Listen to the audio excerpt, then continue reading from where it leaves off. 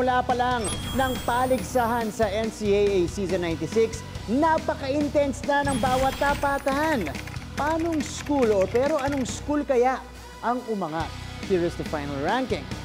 For Senior Men's Standard PUMSE, third si Roy Belano ng Colegio de San Juan de Letran with a final score of 7.083. Placing second is Ivan Soliman of the College of St. Benilde with a close 7.134 points. And winning gold and first place, congratulations to Alfreds Arevalo of San Beda University! Congratulations, Alfreds. You got an impressive, very impressive 7.22 points. Grabe po yan. And we are fortunate enough that he is joining us today via VideoCon. Hello, Alfreds. Kamusta ka naman? And I'm sure you are in Baguio City right now, but I'm sure you are very happy.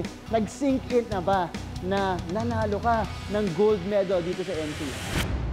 First of all po, inaalay ko po yung victory ko ngayon sa kay Lord po. Kasi po hindi dahil sa kanya, wala rin po akong panalo ngayon. Second po, family and friends po. Tapos third, sa buong San Beda community po. Yun po. At syempre, itong panalo mo, Alfreds, this is an inspiration to all of the athletes in the San Beda community. So ano yung mensahe mo sa iyong mga co-athletes, pati na rin the entire supporting community ng San Beda? Maraming salamat po sa pag-suporta sa athletes, lalo na po sa amin. Tapos maraming salamat po sa mga tumulong na maging posible to. Kay Coach Kurt, kay Coach Ato Badulato, kay Father Rector, Father Paul De Vera, and sa coaches ko po. And sa head coach ko na si Coach Noel Veneracion, and sa mga assistant coaches.